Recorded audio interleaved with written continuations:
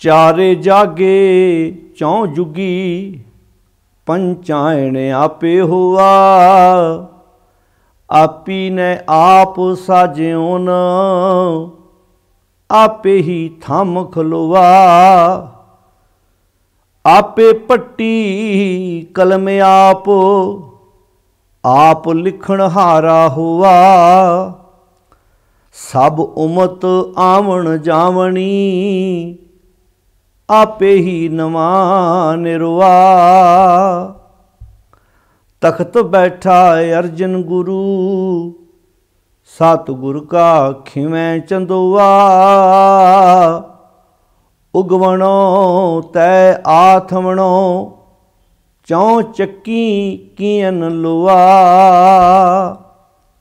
जिनी गुरु ना सेवियो मन मुखां पया मुआ। दूनी चौनी करामात सच्चे का सच्चा ढोआ। चारे जागे चौं जुगी पंचायण आपे हुआ। जिनी गुरु ना सेवियो मन मुखां पया मुआ। दूनी चौनी करामात सच्चे का सच्चा ढोआ।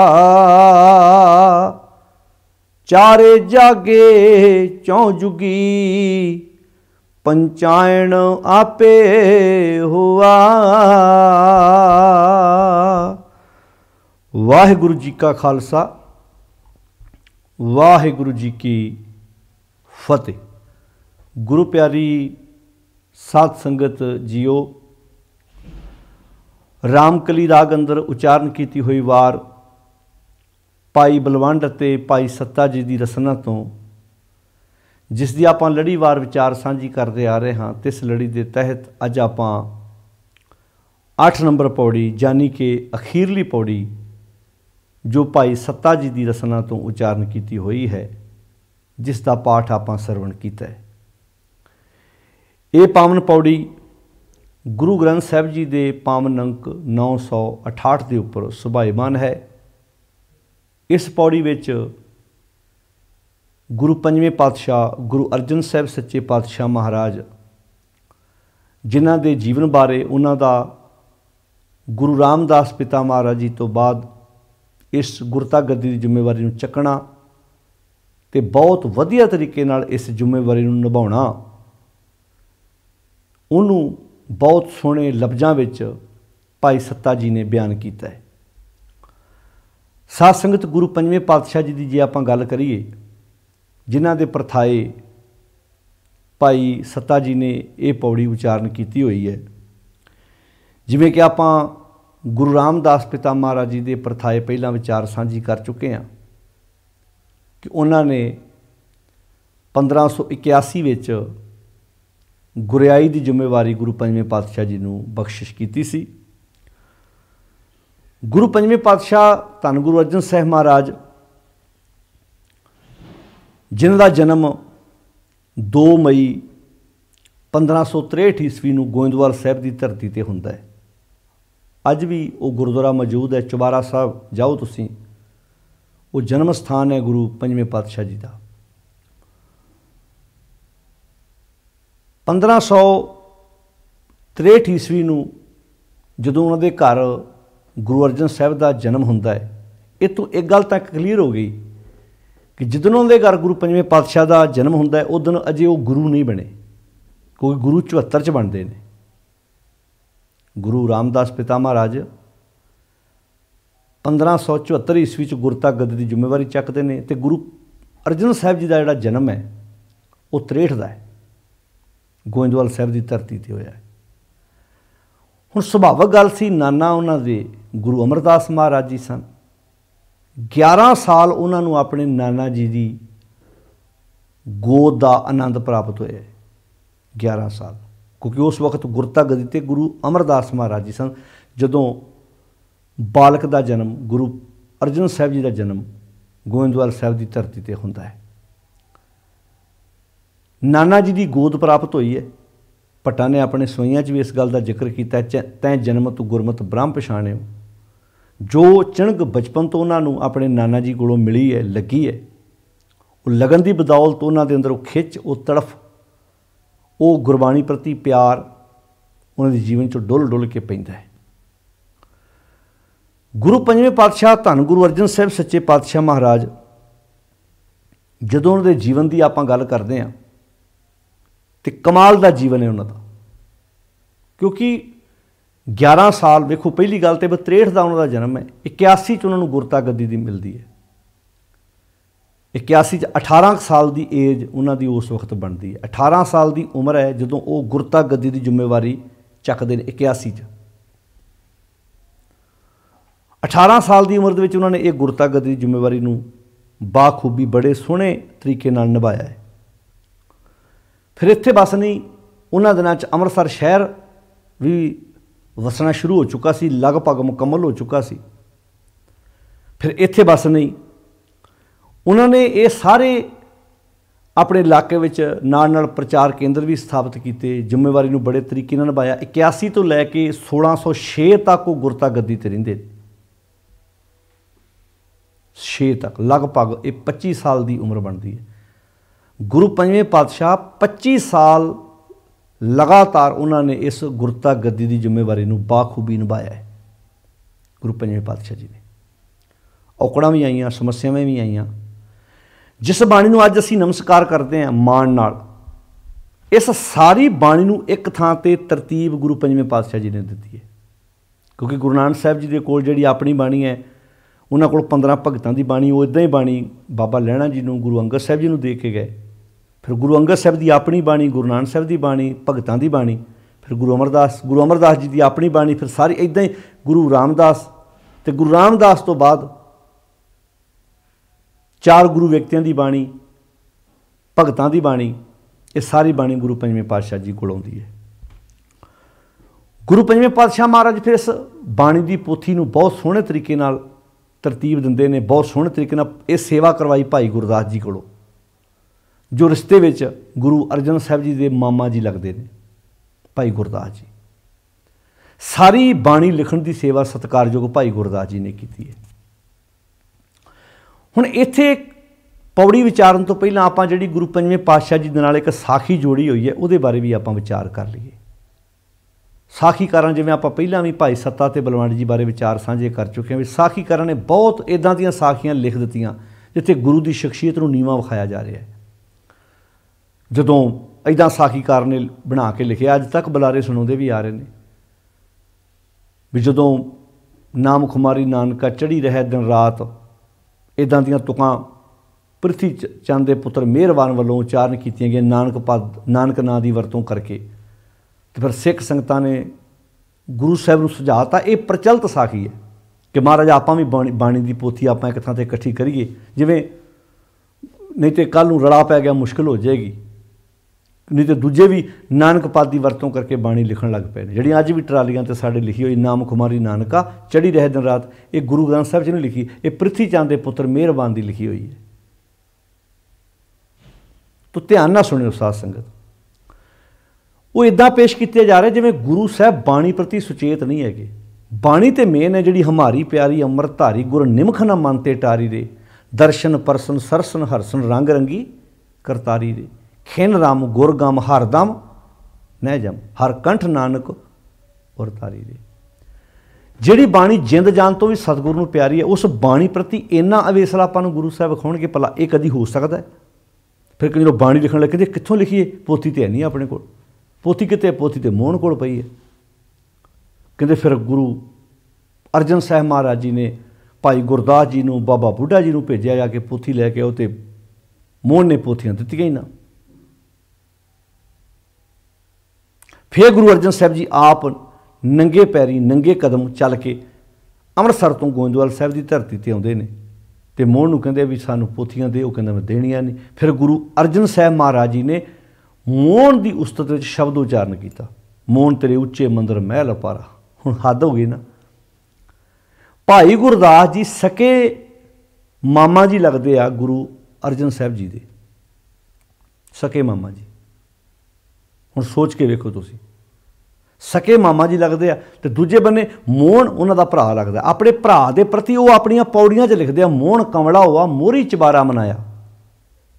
ਜਿਹੜੇ ਮੋਹਨ ਨੂੰ ਭਾਈ ਗੁਰਦਾਸ ਜੀ ਕਮਲਾ ਲਿਖ ਰਿਹਾ ਵੀ ਕਮਲਿਆ ਤੂੰ ਪੁੱਤਰੀ ਕੌਲ ਨਾ ਪਾਲਿਓ, ਵੀ ਤੂੰ ਆਪਣੇ ਗੁਰੂ ਦੀ ਗੱਲ ਮੰਨੀ ਕਿਉਂ ਨਹੀਂ? ਜਦੋਂ ਗੁਰੂ ਸਾਹਿਬ ਨੇ ਕਿਹਾ ਸਿਰ ਝੁਕਾ ਤੇ ਝੁਕਾਇਆ ਕਿਉਂ ਨਹੀਂ? ਮੋਹਰੀ ਪੁੱਤ ਸਨਮੁਖ ਹੋਆ ਰਾਮਦਾਸੇ ਪੈਰੀ ਪਾਏ ਜੀਓ। ਭਾਈ ਗੁਰਦਾਸ ਜੀ ਮੋਹਨ ਨੂੰ ਕਮਲਾ ਲਿਖ ਰਹੇ ਆਪਣੀਆਂ ਪੌੜੀਆਂ 'ਚ, ਤਾਂ ਮਤਲਬ ਕੋਈ ਸੋਚ ਸਮਝ ਕੇ ਲਿਖ ਰਿਹਾ ਨਾ। ਭਾਈ ਗੁਰਦਾਸ ਜੀ ਨੇ ਜਦੋਂ ਬਾਣੀ ਲਿਖੀ ਅਕਸਰ ਕੋਈ ਸੋਚ ਸਮਝ ਕੇ ਤੁਕਾਂ ਲਿਖੀਆਂ ਨੇ ਨਾ, ਕਿ ਮੋਹਨ ਕਮਲਾ ਕਿਉਂ ਲਿਖਿਆ? ਵੀ ਕਮਲਿਆ ਝੱਲਿਆ, ਜਿਵੇਂ ਆਮ ਨਹੀਂ ਕਹਿੰਦੇ ਵੀ ਕਮਲਿਆ ਤੂੰ ਪ੍ਰਤਾਪ ਕੀ ਜਾਣੇ, ਤੈਨੂੰ ਕੀ ਪਤਾ ਉਹ ਕਿੱਡੀ ਸ਼ਖਸੀਅਤ ਦੇ ਮਾਲਕ ਨੇ, ਗੁਣਾ ਕਰਕੇ ਇੱਥੋਂ ਤੱਕ ਪਹੁੰਚੇ ਨੇ। ਤੇ ਉਹਨਾਂ ਕੋਲ ਗੁਰੂ ਅਰਜਨ ਸਾਹਿਬ ਜੀ ਨੂੰ ਪੋਥੀਆਂ ਲੈਣ ਭੇਜਿਆ ਜਾ ਰਿਹਾ ਸਾਖੀਕਾਰਾਂ ਵੱਲੋਂ, ਜਾਣੀ ਕਿ ਕੋਈ ਕਸਰ ਨਹੀਂ ਛੱਡੀ ਸਾਖੀਕਾਰਾਂ ਨੇ। ਜਿੱਥੇ ਗੁਰੂ ਨੀਵਾਂ, ਕਦੀ ਗੁਰੂ ਪੰਜਵੇਂ ਪਾਤਸ਼ਾਹ ਜੀ ਸੁਖਮਨੀ ਸਾਹਿਬ ਦੀ ਬਾਣੀ ਉਚਾਰਨ ਕਰਦੇ ਆ ਤੇ 17 ਨੰਬਰ ਅਸ਼ਟਪਦੀ ਤੇ ਆ ਕੇ ਉਹਨਾਂ ਦੀ ਬਾਣੀ ਰੁਕ ਜਾਂਦੀ ਆ, ਫਿਰ ਬਾਣੀ ਉਤਰਦੀ ਨਹੀਂ ਆ। ਫਿਰ ਸਾਖੀਕਾਰ ਗੁਰੂ ਪੰਜਵੇਂ ਪਾਤਸ਼ਾਹ ਨੂੰ ਸ੍ਰੀ ਚੰਦ ਕੋਲ ਭੇਜਦੇ ਆ, ਨੀਵੇਂ ਹੋ ਕੇ ਜਾਂਦੇ ਗੁਰੂ ਪੰਜਵੇਂ ਪਾਤਸ਼ਾਹ। ਤੇ ਫਿਰ ਸ੍ਰੀ ਚੰਦ ਫਿਰ ਜਦੋਂ ਫਿਰ ਸ਼ਲੋਕ ਉਚਾਰਨ ਕਰਦੇ ਆਦ ਸੱਚ ਜੁਗਾਦ ਸੱਚ। ਹੁਣ ਇੱਥੇ ਮੰਗਲਾ ਚੰਦ 'ਚ ਭੀ ਸੱਚ ਹੈ, ਉੱਥੇ ਫਿਰ ਭੇ ਕਿਹਾ ਭੱਬੇ ਨੂੰ ਸਿਹਾਰੀ ਪਾਇਆ। ਹੁਣ ਸਾਖੀਕਾਰਾਂ ਮੁਤਾਬਕ ਇਹ ਸ਼ਲੋਕ ਗੁਰੂ ਅਰਜਨ ਸਾਹਿਬ ਨੂੰ ਜਦੋਂ ਸ੍ਰੀ ਚੰਦ ਦੱਸਦੇ ਨੇ, ਫਿਰ ਮਗਰਲੀਆਂ ਅਸ਼ਟਪਦੀਆਂ ਉਹ ਫਿਰ ਉਚਾਰਨ ਕਰਦੇ ਨੇ। ਯਾਨੀ ਕਿ ਭੁੱਲਣ ਅੰਦਰ ਸਭ ਕੋ ਭੁੱਲ ਗੁਰੂ ਕਰਤਾਰ। ਗੁਰੂ ਨੂੰ ਵੀ ਭੁੱਲਦਿਆਂ ਵਿਖਾਤਾ ਵੀ ਗੁਰੂ ਕੋਲੋਂ ਵੀ ਇਹੋ ਜਿਹੀਆਂ ਗਲਤੀਆਂ ਹੋਈਆਂ ਨੇ, ਕੋਈ ਕਸਰ ਨਹੀਂ ਛੱਡੀ। ਜੇ ਦੁਸ਼ਮਣਾਂ ਨੇ ਨਹੀਂ ਛੱਡੀ ਤੇ ਆਪਣਿਆਂ ਨੇ ਵੀ ਕੋਈ ਕਸਰ ਨਹੀਂ ਛੱਡੀ। ਸਟੇਜਾਂ ਤੇ ਸਾਖੀਆਂ ਲਗਾਤਾਰ ਸੁਣਾਈਆਂ ਗਈਆਂ ਨੇ, ਜਿਸ ਸ੍ਰੀ ਚੰਦ ਨੂੰ ਉਹਨਾਂ ਪੁੱਤਰਾਂ ਨੂੰ ਜਿਹੜੇ ਗੁਰੂ ਦਾ ਕੌਲ ਮੰਨਣ ਲਈ ਤਿਆਰ ਨਹੀਂ, ਪੁੱਤਰੀ ਕੌਲ ਨਾ ਪਾਲਿਓ, ਤੇ ਲਿਖ ਦੇਣਾ ਉਸ ਬਾਣੀ 'ਚ ਜਿਹੜੀ ਬਾਣੀ ਨੂੰ ਅੱਜ ਅਸੀਂ ਸਿਰ ਝੁਕਾਉਂਦੇ ਹਾਂ। ਕੋਈ ਕਸਰ ਨਹੀਂ ਛੱਡੀ ਨੀਵਾਂ ਵਿਖਾਉਣ ਵਕਤ, ਬਲਕਿ ਸਾਖੀਆਂ ਨਿਰਮੂਲ ਨੇ, ਝੂਠੀਆਂ ਨੇ। ਹਰ ਉਸ ਘਟਨਾ ਨੂੰ ਆਪਾਂ ਪਹਿਲਾਂ ਵੀ ਸਾਂਝੀ ਕਰ ਚੁੱਕੇ, ਹਰ ਉਸ ਘਟਨਾ ਨੂੰ ਅਸੀਂ ਗੁਰੂ ਦੀ ਬਾਣੀ ਦੀ ਕਸਵੱਟੀ ਤੇ ਪਰਖ ਕੇ ਵੇਖਣਾ ਜਿਹੜਾ ਗੁਰੂ ਦੀ ਸ਼ਖਸੀਅਤ ਨੂੰ ਉੱਚਾ ਚੁੱਕਦੀ ਆ। ਸਮਾਜ ਵਿੱਚ ਬੰਦਾ ਆਪਣੇ ਦਾਦਿਆਂ ਪੜਦਾਦਿਆਂ, ਆਪਣੇ ਲੱਕੜ ਦਾਦਿਆਂ ਦੇ ਵਰਖਲਾਫ ਗੱਲ ਸੁਣਨ ਲਈ ਤਿਆਰ ਨਹੀਂ, ਭਾਵੇਂ ਉਹ ਗਲਤੀ ਕਿਉਂ ਨਾ ਹੋਣ। ਜਿੱਥੇ ਗੁਰੂ ਸਾਹਿਬ ਹੈ ਹੀ ਸਹੀ ਆ, ਵਿਰੋਧੀਆਂ ਵੱਲੋਂ ਲਿਖੀਆਂ ਗੱਲਾਂ ਅਸੀਂ ਕਿੱਦਾਂ ਮੰਨ ਲਈਏ? ਵੀ ਕਿੱਦਾਂ ਮੰਨ ਲਈਏ? ਸਾਡੇ ਕੋਲ ਸਭ ਤੋਂ ਵਧੀਆ ਕਸਵੱਟੀ ਗੁਰਬਾਣੀ ਹੈ। ਗੁਰੂ ਦੀ ਜੀਵਨ ਸ਼ੈਲੀ ਗੁਰਬਾਣੀ 'ਚੋਂ ਲਾ ਕੇ ਵੇਖਣੀ ਆਪਾਂ, ਗੁਰੂ ਦੀ ਬਾਣੀ ਕੀ ਕਹਿ ਰਹੀ ਹੈ। ਤੋ ਇਹ ਮੋਹਨ ਦੇ ਕੋਲ ਪੋਥੀਆਂ ਲੈਣ ਵਾਲੀ ਗੱਲ ਹੀ ਨਹੀਂ। ਗੱਲ ਤੇ ਗੁਰੂ ਪੰਜਵੇਂ ਪਾਤਸ਼ਾਹ ਜੀ ਦੇ ਕੋਲ ਜਿੰਦ ਜਾਨ ਬਾਣੀ ਗਾ ਰਿਹਾ, ਬਾਣੀ ਪੜ੍ਹ ਰਿਹਾ, ਸੰਗਤ ਹੋਈ ਬਾਣੀ ਦੀ ਰਹੀ ਆ। ਉੱਥੇ ਆਏ ਦਿਨ ਉੱਥੇ ਸੰਗਤ ਗੁਰਬਾਣੀ ਪੜ੍ਹ ਰਹੀ ਆ, ਬਾਣੀ ਗਾ ਰਹੇ ਆ। ਭਾਈ ਸੱਤਾ ਬਲਵੰਡ ਵਰਗੇ ਉੱਥੇ ਕੀ ਗਾ ਰਹੇ? ਬਾਣੀ ਤੇ ਗਾ ਰਹੇ ਆ। ਜਿਹੜੇ ਦਰਬਾਰ ਸਾਹਿਬ ਦੇ ਰਬਾਬੀ ਹੋਣ ਦਾ ਮਾਣ ਪ੍ਰਾਪਤ ਹੋਇਆ, ਜੇ ਉਹਨਾਂ ਕੋਲ ਬਾਣੀ ਦੀਆਂ ਪੋਥੀਆਂ ਹੀ ਨਹੀਂ ਤੇ ਉਹ ਗਾ ਕੀ ਰਹੇ? ਉੱਥੇ ਸਵਾਲ ਹੀ ਪੈਦਾ ਹੁੰਦਾ, ਜੇ ਪੋਥੀਆਂ ਹੀ ਮੋਹਨ ਦੇ ਕੋਲ ਆ। ਤੋ ਇਹ ਸਾਖੀਆਂ ਜੋੜੀਆਂ ਗਈਆਂ ਜਿਹੜੀਆਂ ਅੱਜ ਤੱਕ ਵੀ ਪ੍ਰਚਾਰਕ ਰਾਗੀ ਢਾਡੀ ਸਾਡੇ ਸਟੇਜਾਂ 'ਤੇ ਸੁਣਾਉਂਦੇ ਆ, ਜਿਹੜੀਆਂ ਸਾਖੀਆਂ ਗਲਤ ਆ। ਮੋਹਨ ਨੂੰ ਉੱਚਾ ਵਿਖਾਇਆ ਜਾ ਰਿਹਾ ਤੇ ਗੁਰੂ ਪੰਜਵੇਂ ਪਾਤਸ਼ਾਹ ਨੂੰ ਨੀਵਾਂ ਵਿਖਾਇਆ ਜਾ ਰਿਹਾ, ਤੇ ਸੰਗਤਾਂ ਅੱਗੇ ਬੈਠੀ ਜਾਂ ਸਿਰ ਮਾਰ ਰਹੀਆਂ। ਅਸੀਂ ਇੱਕ ਵਾਰ ਵੀ ਦਿਮਾਗ ਦੀ ਵਰਤੋਂ ਨਹੀਂ ਕਰਦੇ ਵੀ ਇੱਥੇ ਅਸੀਂ ਗੁਰੂ ਨੂੰ ਨੀਵਾਂ ਵਿਖਾ ਰਹੇ ਹਾਂ ਤੇ ਉਹਨਾਂ ਪੁੱਤਰਾਂ ਨੂੰ ਉੱਚਾ ਚੁੱਕਣ ਦੀ ਕੋਸ਼ਿਸ਼ ਕਰ ਰਹੇ ਹਾਂ ਜਿਹਨਾਂ ਨੂੰ ਪੁੱਤਰੀ ਕੌਲ ਨਾ ਪਾਲਿਓ। ਮੈਂ ਇਹ ਨਹੀਂ ਕਹਿੰਦਾ ਉਹਨਾਂ 'ਤੇ ਹੋਰ ਬੜੇ ਗੁਣ ਹੋਣਗੇ, ਪਰ ਆਹ ਗੁਨਾਹ ਸੀ ਵੀ ਜਦੋਂ ਗੁਰੂ ਨੇ ਕਹਿਤਾ ਇੱਥੇ ਸਿਰ ਝੁਕਾ ਦਿਓ, ਉੱਥੇ ਕਿੰਤੂ ਪਰੰਤੂ ਕਰਨ ਵਾਲੀ ਗੱਲ ਹੀ ਕੋਈ ਨਹੀਂ ਸੀ। ਜੇ ਮੋਹਰੀ ਸਨਮੁਖ ਹੋਇਆ ਤਾਂ ਉਹਦਾ ਜ਼ਿਕਰ ਵੀ ਕਰ ਦਿੱਤਾ, ਮੋਹਨ ਨਹੀਂ ਹੋਇਆ ਤਾਂ ਨਹੀਂ ਕੀਤਾ। ਉੱਥੇ ਚੰਦਨ ਵਾਸ ਨਵਾਸ ਬਹਾਇਆ ਸ਼ਬਦ ਵਰਤੇ ਨੇ ਭਾਈ ਗੁਰਦਾਸ ਨੇ। ਤੋ ਖੈਰ ਗੱਲ ਕਰ ਰਹੇ ਸੀ ਆਪਾਂ ਗੁਰੂ ਪੰਜਵੇਂ ਪਾਤਸ਼ਾਹ ਜੀ ਦੀ, ਉਹ ਐਡੀ ਮਹਾਨ ਸ਼ਖਸੀਅਤ ਜਿਨ੍ਹਾਂ ਨੇ ਉਹਨਾਂ ਦੇ ਕੰਮ ਵੇਖੋ ਤੁਸੀਂ 1581 ਤੋਂ ਲੈ ਕੇ 1606 ਤੱਕ, ਕਿਉਂਕਿ 4 ਵਿੱਚ ਉਹਨਾਂ ਨੇ ਬਾਣੀ ਦੀ ਜਿਹੜੀ ਇਹ ਪੋਥੀ ਉਹ ਤਿਆਰ ਕਰਵਾ ਲਈ ਸੀ। 6 ਚੋਂ ਸ਼ਹਾਦਤ ਦਾ ਜਾਮ ਪੀਂਦੇ ਆ, ਧਰਤੀਆਂ ਤਵੀਆਂ 'ਤੇ ਬਿਠਾਇਆ ਜਾਂਦਾ, ਦੇਗ ਵਿੱਚ ਉਬਾਲੇ। ਵਜ੍ਹਾ ਕੀ? ਸੋਚ ਕੇ ਵੇਖੋ ਤੁਸੀਂ। ਕਦੀ ਕਦੀ ਸਿਰ ਝੁਕਦਾ ਮਾਤਾ ਗੰਗਾ ਜੀ ਦੇ ਚਰਨਾਂ 'ਚ। ਸਮਾਜ ਵਿੱਚ ਪਤੀ ਚੰਗੇ ਕੰਮ ਕਰਦਾ ਹੋਵੇ ਨਾ, ਉਹਨੂੰ ਸਮਾਜ ਪ੍ਰਵਾਨ ਨਾ ਕਰਦਾ ਹੋਵੇ, ਜਿੱਥੇ ਵੀ ਪਤਨੀ 4 ਬੀਬੀਆਂ 'ਚ ਬਵੇ, ਉਹਨੂੰ ਲੋਕ ਗੱਲਾਂ ਕਰਨ ਇਹਦਾ ਪਤੀ ਇੱਦਾਂ ਹੈ, ਇਹਦਾ ਪਤੀ ਇੱਦਾਂ ਹੈ। ਕਰਦਾ ਚੰਗੇ ਕੰਮ ਹੋਵੇ, ਨੇਕ ਕੰਮ ਹੋਵੇ, ਭਾਵੇਂ ਉਹ ਕਿਸੇ ਗੁਰਦੁਆਰੇ ਦੀ ਕਮੇਟੀ 'ਚ ਹੋਵੇ, ਕਿਤੇ ਵੀ ਹੋਵੇ, ਮੈਂ ਨਾ ਕਿਸੇ ਵੀ ਸਮਾਜ ਸੁਧਾਰ ਕੰਮ 'ਚ ਹੋਵੇ, ਤੇ ਕਈ ਵਾਰੀ ਔਰਤ ਕਹਿੰਦੀ ਹੈ ਛੱਡ ਭਰਾ ਜੀ, ਤੁਸੀਂ ਇੰਨੇ ਚੰਗੇ ਕੰਮ ਕਰਦੇ ਹੋ, ਲੋਕ ਤੁਹਾਡੇ ਬਾਰੇ ਗੱਲਾਂ ਕਰਦੇ ਆ, ਛੱਡੋ ਭਰਾ, ਆਪਾਂ ਇਹ 'ਚੋਂ ਕੀ ਲੈਣਾ। ਪਰ ਸਿਰ ਝੁਕਦਾ ਮਾਤਾ ਗੰਗਾ ਜੀ ਦੇ ਚਰਨਾਂ 'ਚ। 81 ਤੋਂ ਲੈ ਕੇ ਲਗਾਤਾਰ ਉਹਨਾਂ ਨੇ ਇਸ ਜ਼ਿੰਮੇਵਾਰੀ ਨੂੰ ਬਾਖੂਬੀ ਨਿਭਾਇਆ। इलाके 'च खूह लवाए, बाणी दियां पोथियां दे उतारे करवाए। जे लाहौर काल पिया तो सिखां दी दसवंध सारे इलाके 'चों दसवंध इकट्ठा करके उत्थे जे कोई हिंदू पूरा होया उसका संस्कार किया, मुसलमान पूरा होया उन्होंने दफनाया, कोड़ी खाने तैयार किए, वैद खाने बनाए, दवाई बूटी का प्रबंध किया। जिहड़े काम उस वक्त देश के बादशाह दे सी, सरकारां नूं चलाउण वाले बड़े बड़े बादशाह जिहड़े वो भी किनारा करके बादशाह अपने हत्थीं जाके उत्थे काम कर रहे हैं। तो लाहौर चों आवाज़ आई, धन गुरु अर्जन, धन गुरु अर्जन, धन गुरु अर्जन। पर कमाल की गल तुसीं वेखो, उहो ही लाहौर है जिथे तत्ती तवी ते बिठा के सीस ते तत्ता रेता पाया गया, देग विच उबाला दिता गया। क्यों? कौन लोग सी वो जिन्हां नूं काम नहीं ये वेख रहा सी गुरु अर्जन साहब आम लोगों के हक च क्यों खलो रहे हैं। गुरु अर्जन साहब जी के रसना तो उच्चारण किया होया ये उपदेश जिहड़ा आम मुरदे हुए जीवन में जिंदगी पा रहा है, जुआन पा रहा है। आ चुभदियां सी गल्लां, घर में ठाकुर नजर ना आवे, गल में पाहन लै लटकावे, पर में पूला साकत फिरता नीर बरूले, खप खप मरता। जिस पाहन को ठाकुर कहता वो पाहन लै उसको डुबता। ये शब्द उन्होंने पसंद नहीं सी। कत जाइए रे घर लागू रंग, मेरा चित न चले मन पयो पंग, एक दिवस मन पई उमंग, कस चंदन चोआ बहुत सुगंध, पूजन चाली ब्रह्म ठाए, सो ब्रह्म बतायो गुर मन ही माए। आ बाणी किदां हजम हो जू उन्होंने? पूजो राम एक ही देवा, जिथे विपर बैठा आख रहा होवे ऐस तीर ते इशनान करो, इन्ना दान पुण्य करो, तुहानूं बैकुंठ मिलू। ते भगत कबीर जी वर्गे योधे कह रहे होण, पूजो राम एक ही देवा, साचा नावण गुर की सेवा। गुरु की गल मनना ही सच्चा होना है। किदां पसंद आ जू। ये सी महान गुरु अर्जन साहब वर्गी शख्सियत जिन्होंने अपनी जिंदगी च अनेकां परोपकार किए। ते कमाल की गल, गुरु अर्जन साहब सच्चे पातशाह तो बाद मीरी पीर दे मालिक धन गुरु हरगोबिंद पातशाह इस जिम्मेवारी नूं बहुत सोहणे तरीके नाल निभाउंदे ने। जिन्हें उन्होंने जीवन के काम वेखीए ध्यान नाल ते सिर झुकदा गुरु अर्जन साहब जी के परोपकारां वाल। इत्थे भाई सत्ता जी बहुत सोहणे लफ्ज वरत रहे, कहते चारे जागे चौं जुगी। चारे जागे का चार, गुरु नानक साहब तो लैके गुरु रामदास जी तक, वो चारे गुरु नानक साहब, गुरु अंगद साहब, गुरु अमरदास, गुरु रामदास जी चौं जुगी अपने अपने समय ते चारे प्रगट होए। समाज दे विच उन्होंने अपना एक थां बनाया, जगह बनाई, काम किया। पंचायन आपे हो, पंचायन का अर्थ की है? पंचायन का पंजां तत्तां दा घर, पंजां तत्तां दा सोमा कौन? रब परमेश्वर।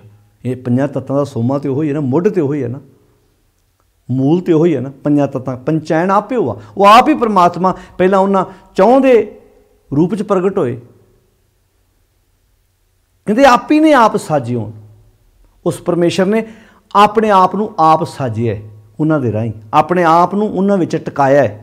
वो रब्बी गुण जिहड़ी आपां पिछे गल कही सी ना, धन धन रामदास गुर जिन सिरे आते ने सवारिया, पूरी होई करामात आप सिरजणारे तारे। सिरजणारे ने अपना आप टकाया गुरु रामदास जी के अंदर। शब्दावली वेखो किदां मिलती है, कहते आप ही ने आप साजे होण, अपने आप नूं इन्हां राहीं प्रगट किया है। कोई प्रगट कर ली, हुण वेखो लाइट हुंदी है ना, लाइट ध्यान नाल सुणिओ, बिजली होवे तो बिजली नूं प्रगट कर ली भी तो कोई साधन हुंदा है ना। जे उहनूं पखा चलेगा प्रगट होएगी, लाइट जगेगी प्रगट होएगी, फ्रिज राहीं बर्फ जमाउंदी है, लाइट भी प्रगट होंदी है ना। कहते परमेश्वर ने अपने आप नूं इन्हां राहीं प्रगट किया है। चारे जागे चौं जुगी पंचायन, पंचायन का अर्थ की पंजां दा मुढ़, पंजां दा घर, पंजां दा सोमा, जिहड़े पंज तत्त ने उन्हां पंजां तत्तां सोमा परमेश्वर कहते आप ही ने आप साजे होण। उस मालिक ने, उस वैगुरू ने, उस अकाल पुरख ने अपने आप नूं इन्हां राहीं साजिया दा अर्थ है प्रगट किया है। ते आपे ही थम खलोआ। थम खलोआ का अर्थ यह है कि सारी सृष्टि नूं थम, जिवें कोई मकान खिलारना होवे थल्ले थम्मियां दे दियां, पिलर दे दिए, उहदे थल्ले दीवारां हुंदियां, कहते आपे ही थम खलोआ। आप ही उन्हें सारिਆਂ नूं थम दिता, आसरा दिता है। चारे जागे चौं जुगी पंचायन आपे हुआ। वो मालिक वैगुरू अकाल पुरख फिर इत्थे बस नहीं, कह लगे आपे ही थम खलोआ, आप ही थम के आसरा दे के वो आप ही खलोता हुआ है। सब कुछ आप ही। फिर इतने बस आपे पट्टी, वैगुरु अकाल पुरख आप ही पट्टी है, कलम आप लिखना रहा हुआ। कहते पट्टी भी आप है। पुराने समय जो थे ना फटियां, ਉਹਦੇ ਉੱਤੇ ਪਹਿਲਾਂ ਪੂਰਨੇ ਪਾਏ ਜਾਂਦੇ ਸੀ, ਪਹਿਲਾਂ ਪੂਰਨੇ ਪਾਉਣੇ, ਫਿਰ ਉਹਦੇ 'ਤੇ ਤਾਂ ਕਿ ਸਟੂਡੈਂਟ ਨੂੰ ਲਿਖਣਾ ਸੌਖਾ ਹੋ ਸਕੇ। ਕਹਿੰਦੇ ਉਹ ਅਕਾਲ ਪੁਰਖ ਪੱਟੀ ਵੀ ਆਪ ਹੈ ਅਤੇ ਕਲਮ ਵੀ ਆਪ ਹੈ, ਆਪ ਲਿਖਣ ਵਾਲਾ ਵਾ, ਅਤੇ ਗੁਰੂ ਪੂਰਨੇ ਪਾਉਣ ਵਾਲਾ ਹੈ। ਪੂਰਨੇ ਪਾਏ ਨਾ ਗੁਰੂ ਸਾਹਿਬ ਨੇ, ਪੂਰਨੇ ਪਾ ਕੇ ਦੇ ਗਏ ਸੀ ਨਾ ਵੀ ਆਹ ਕੰਮ ਕਰਨੇ। ਉਹਨਾਂ ਦੇ ਪੂਰਨੇ 'ਤੇ ਅੱਜ ਸਿੱਖ ਕੌਮ ਤੁਰ ਰਹੀ। ਪੂਰਨੇ ਪਾ ਕੇ ਭਾਈ ਇੱਦਾਂ ਆਪਣਾ ਆਪ ਵੀ ਨਿਸ਼ਾਵਰ ਕੀਤਾ ਜਾ ਸਕਦਾ ਦੂਜਿਆਂ ਤੋਂ। ਪੂਰਨੇ ਪਾਏ ਨੇ। ਜਦੋਂ ਲਾਹੌਰ ਵਿੱਚ ਦੇਗ ਵਿੱਚ ਉਬਾਲਾ ਖਾਧਾ ਗੁਰੂ ਪੰਜਵੇਂ ਪਾਤਸ਼ਾਹ ਜੀ ਨੇ, ਅਤੇ ਪੂਰਨੇ ਪਏ ਨੇ। ਅਤੇ ਜਦੋਂ ਭਾਈ ਦਿਆਲਾ ਜੀ ਜਗ੍ਹਾ ਬਦਲੀ ਹੈ, ਉਹ ਲਾਹੌਰ ਸੀ, ਇਹ ਦਿੱਲੀ ਹੈ। ਦੇਗ ਵੀ ਤਾਂ ਉੱਦਾਂ ਦੀ ਹੈ, ਪਾਣੀ ਵੀ ਉੱਦਾਂ ਦਾ ਹੀ ਹੈ, ਅੱਗ ਵੀ ਉੱਦਾਂ ਦੀ ਹੈ, ਪਰ ਅੱਜ ਬਹਿਣ ਵਾਲੇ ਬਦਲ ਗਏ। ਕਦੀ ਟੀਚਰ ਬੈਠੇ ਸੀ, ਅੱਜ ਸਟੂਡੈਂਟ ਬੈਠਾ ਹੈ। ਪੂਰਨੇ ਹੈ ਨਾ, ਪੂਰਨੇ ਪਾਏ ਸੀ। ਗੁਰੂ ਜੀ ਸੇਵਾ ਦੇ ਪੂਰਨੇ ਪਾ ਗਏ, ਪਰਉਪਕਾਰ ਦੇ ਪੂਰਨੇ ਪਾ ਗਏ, ਦੱਸ ਗਏ। ਲੋਕ ਪੁੱਤਰ ਮੋਹ 'ਚ ਬੜਾ ਕੁਝ ਕਰਦੇ ਆ, ਲੋਕ ਆਪਣੇ ਬੱਚਿਆਂ ਨੂੰ ਸੇਫ ਜਗ੍ਹਾ 'ਤੇ ਲੈ ਜਾਂਦੇ ਆ, ਪਰ ਪਾਤਸ਼ਾਹ ਜੀ ਨੇ ਪਰਉਪਕਾਰ ਆਪਣਾ ਸਰੀਰ ਵੀ ਲੈ ਕੇ ਲਾਤਾ। ਅਸੂਲਾਂ ਦੇ ਉੱਤੇ ਤੁਰਦੇ ਆ, ਰਾਹ ਵਿਖਾਇਆ ਦੁਨੀਆ ਨੂੰ, ਲੋੜਵੰਦਾਂ ਦੀ ਹੈਲਪ ਕੀਤੀ, ਪਰਉਪਕਾਰ ਕੀਤਾ ਗੁਰਦੇਵ ਜੀ ਨੇ।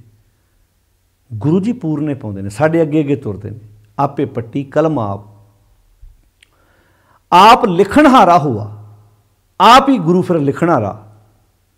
ਪੂਰਨੇ ਪਾਉਂਦੇ ਨੇ ਸਾਡੇ ਗੁਰੂ ਪਾਤਸ਼ਾਹ ਜੀ। ਉਹਨਾਂ ਪੂਰਨਿਆਂ 'ਤੇ ਸਿੱਖ ਨੇ ਤੁਰਨਾ ਹੈ। ਪਰ ਅੱਜ ਅਸੀਂ ਪੂਰਨੇ ਕਿਸੇ ਹੋਰ ਕੋਲੋਂ ਪਵਾ ਰਹੇ ਹਾਂ। ਜਿਹੜੇ ਪੂਰਨਿਆਂ 'ਤੇ ਸਿੱਖ ਨੇ ਤੁਰ ਕੇ ਸੋ ਸਿੱਖ ਸਖਾ ਬੰਧ ਪਹਿ ਭਾਈ, ਜੇ ਗੁਰ ਕੇ ਭਾਣੇ ਵਿੱਚ ਆਵੇ। ਗੁਰੂ ਦੇ ਭਾਣੇ 'ਚ ਤੁਰਨਾ ਹੀ ਤਾਂ ਮਤਲਬ ਸੀ। ਜਿਵੇਂ ਫੱਟੀ ਉੱਤੇ ਪੂਰਨੇ ਪਾਏ ਜਾਂਦੇ, ਮੁੜ ਕੇ ਉਹਦੇ 'ਤੇ ਅੱਖਰ ਲਿਖੇ ਜਾਂਦੇ ਆ।